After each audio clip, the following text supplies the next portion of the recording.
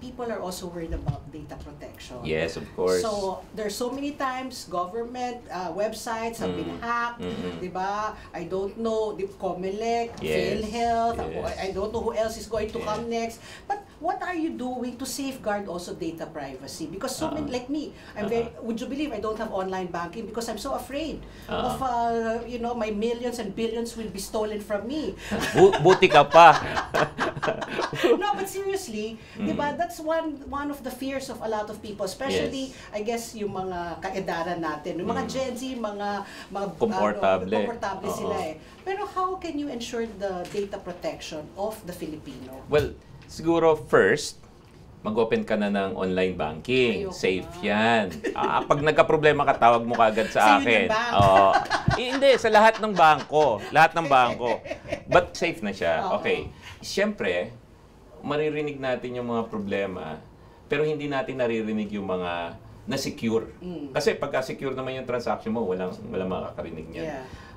Yung digital payment and digital banking sa Pilipinas, medyo malaki na yung tinalon. Okay. Nag-improve na. Oo, nag-improve na. Siyempre, hindi mo maalis na pag may nagka-problema, na-amplify now. Hindi ko sinasabing perfecto, pero may mga ginagawa kami to address that. One of the things that I'm appealing to the cyber community, especially the ones that are in the cybersecurity domain, may appeal is gawin nating safe harbor ang Pilipinas.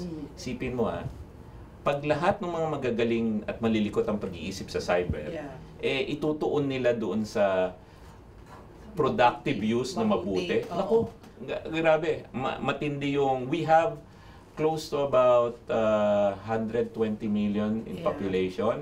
Siguro mga tens of million dyan ang sanay sa cyber. Kasi noon sa private sector ako, pag magre-recruit ako ng mga cybersecurity professional, pumupunta ako sa freelancer.com, karamihan Pinoy. Isa sa pinakamalaking cohort o professionals in the freelancer.com, Pinoy So talagang abreast sila, marunong sila. Marunong sila. And eto pa kagandahan may natural talent sila.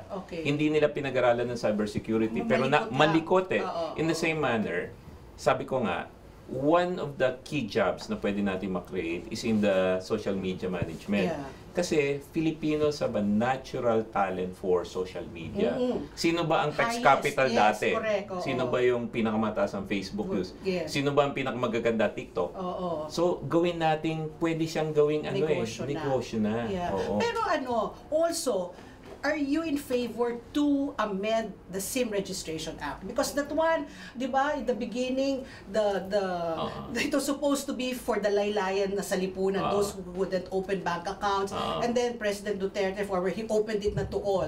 And then they were able to figure out na even the picture of a monkey, nakakakuha ng ID.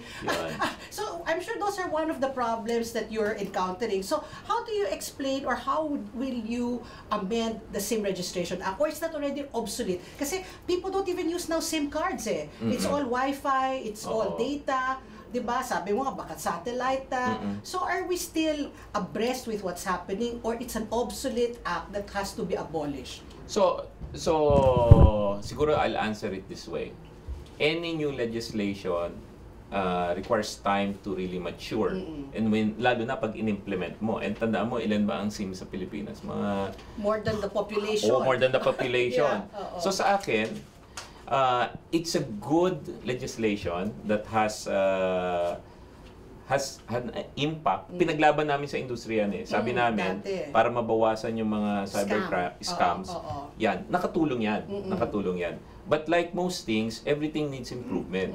So eto na yung cycle na as the ICT, we look at the execution and implementation and we will recommend accordingly how to improve it. Kasi maganda ba yung merong programa na nasimulan, merong benefit, tapos imbis na palitan agad, tignan natin kung paano natin i-improve para may continuity. So sa akin, it's a good program, it's a good legislation. Nothing is perfect. We just have to make recommendation now on how to make it better. together. Sunnet 25. Sunnet 25.